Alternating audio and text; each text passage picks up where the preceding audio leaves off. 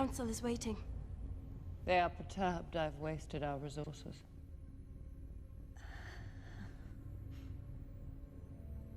When they see what I have created here, their wrath will dissipate. It's a new type of birthing pod, man? That, my child, is the next step in our evolution. More powerful, more beautiful, more capable of destroying the Guardians of the Galaxy. I think I shall call him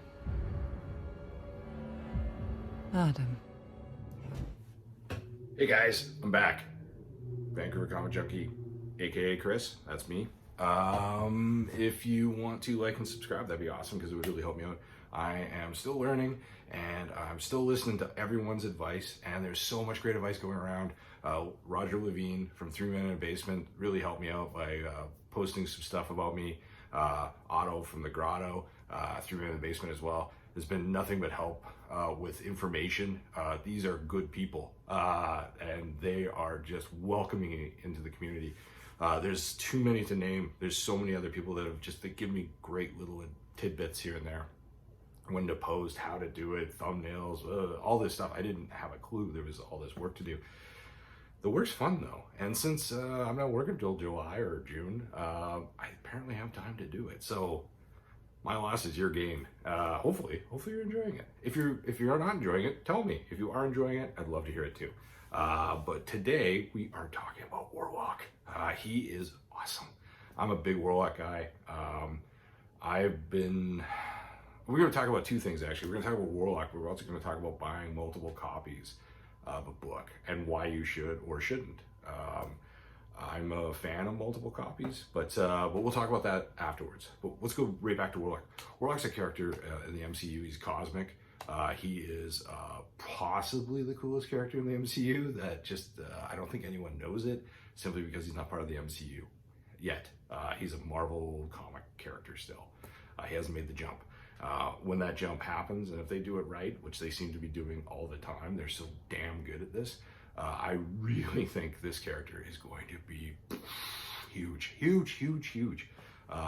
There's just so much to love about him. But he has a really weird history in comics. If you're looking to maybe spec on him a bit, a lot of people get a little confused about it.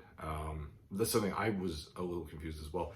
I quit collecting just out of high school for many, many years, chasing girls, drinking, partying, getting a career off the ground. All these things kind of pushed me away from being able to even afford comics, and I kind of fooled around here and there. But one thing from my childhood that I always liked was Warlock. I think I left around the time Infinity Gauntlet was the thing, which is a pretty high time for Warlock. And I was really let down when the Endgame movie came out and Warlock didn't make a tiny appearance. But what are you gonna do? I think they're saving it for down the road.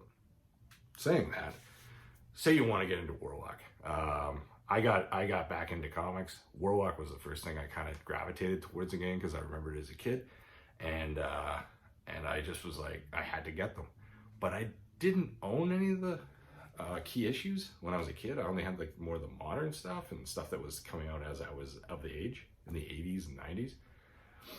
And so what happened for me is I went and looked, and somebody said, "Oh yeah, FF52 or 67 is the book to get." That's his first appearance, and I didn't really get it because his first appearance is this book. It's not a great cover. As far as FF covers go, it may be one of the worst, which is a sad thing to say about any Kirby cover because Kirby is, well, the king. And this cover is pretty blah. And but I picked it up. In fact, I picked up a bunch over time because they were fairly reasonably priced about 4 years ago. You can get them for almost nothing, considering what the book is going for now. But here's the kicker. So even CGC says it, origin and first appearance of him, in parentheses, Warlock in cameo. So this is he comes out of this, Warlock comes out of this cocoon, and he's been built, and he's this character, him. He doesn't have a name really. He's kind of a perfect specimen, and in turn ends up fighting Fantastic Four and taking off, blah, blah, blah. kind of a secondary villain kind of role. Not too exciting. I think it was more just filling issues, and that character just ended up becoming this. I don't love this book. I was a little let down when I read it. It wasn't great, but I did discover the next one. This is where it gets weird. So in the market for this book, FF67 goes for pretty decent money, but this has slowly become the key issue. Thor 165. And he's got him on the cover. I mean, that's Warlock, right? I mean, no question. He's still him in this. So this is interesting. So CGC states this book is first full appearance of him, parentheses, Warlock. And it's also the last 12-cent issue, which is kind of neat. But it's a weird book because it's the market's dictated that this is kind of the major key issue for this character. If you're going to get a book, this is probably the one to get. It's tougher to get in higher grades. That black cover kills you. And it's old. You know, this book was 1969. So you got that going against you. They are available if you have the money, though. I think there's 9.6s out there that are floating around for sale, even, but I don't have that kind of money. And this is, we're going to go back to key issue. The next key issue is a weird one because, in a weird way, this should be the key issue because this is the first appearance of Warlock. Weird, right? This is where he gets his name. This is where he gets his costume. This is where everything happens. So with that in mind, I think this is the most undervalued. It even says here, first appearance of him is Adam Warlock. I don't know. It's a confusing little trio of books. My suggestion, get them all. But look at that Gil Kane cover. It's really good. This is the kind of cover you want to have on your wall or in your collection. This is the 70s right there for me. These window box covers. I got a dark cover, so it's really hard to get in high grade or harder. I only have an 8.5. You saw the 7.5s on the other ones. That's the highest ones I've got for those. It's just the way it turned out for me. I probably should trade in and try and get some more, but something higher.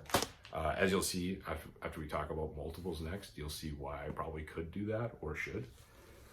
But we're going to talk about the last, in my opinion, key issue for this series, or this character. This is a really neat one. It's the Strange Tales 178. I've showed this book already. I was lucky enough to get a 9.6 on it.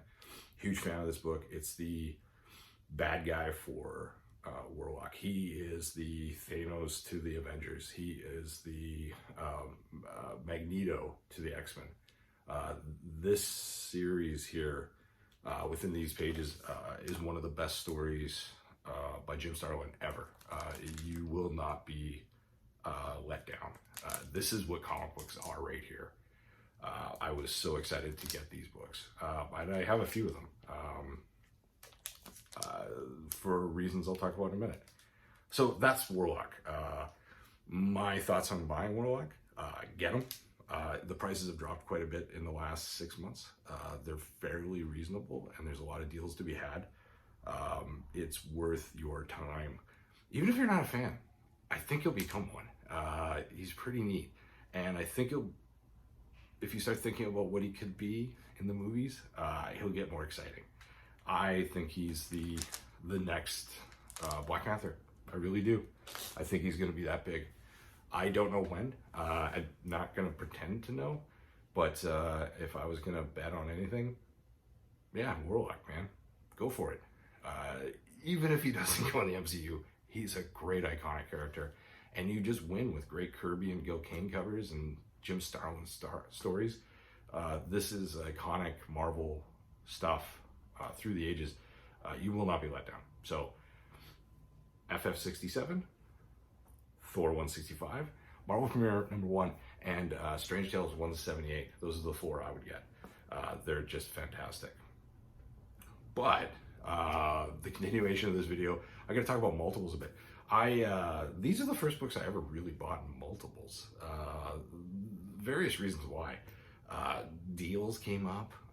I'm one of those guys who would dip his toe in the shallow end of the pool first.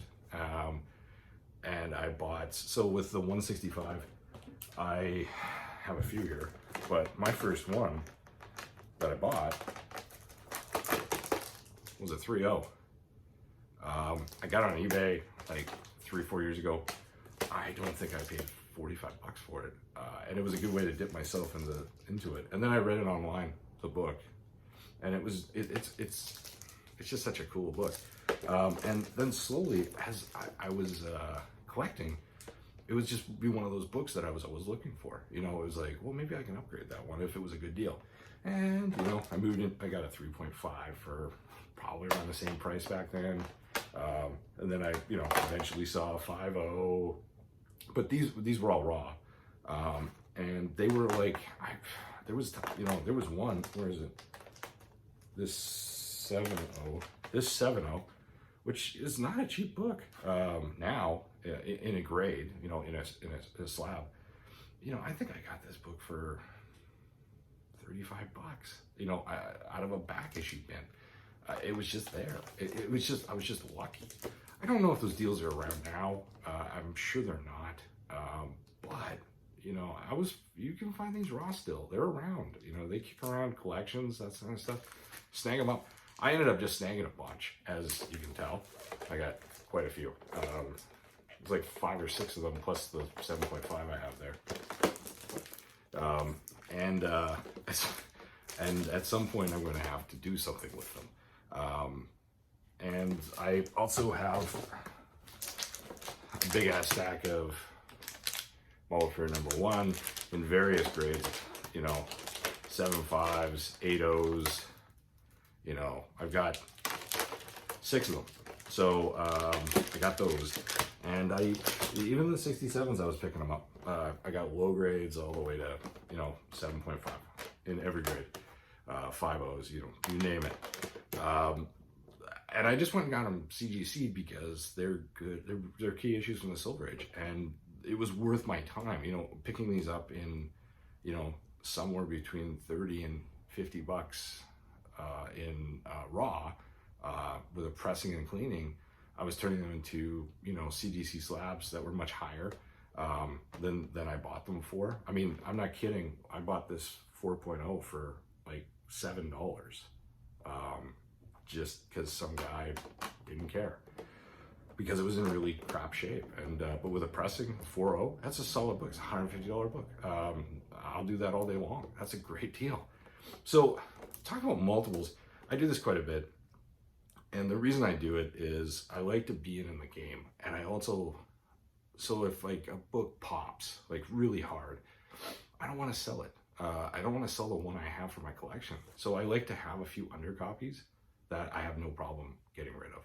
And the best thing about kind of doing the CGC game where you send a few in, you end up with lower copies. It just is the part and parcel of doing it. Like I got a Transformers number 198, but I also got a 9.6. I could sell the 9.6. It pays for the grading costs and probably the books. You know, it's not bad. It kind of helps finance you up a bit. And it also, the other thing too is that I've had opportunities where I've done trades and people will ask like, well, what do you got? And I can now throw on the table some pretty nice keys. Not great keys, but like, you know, significant enough for people to take notice.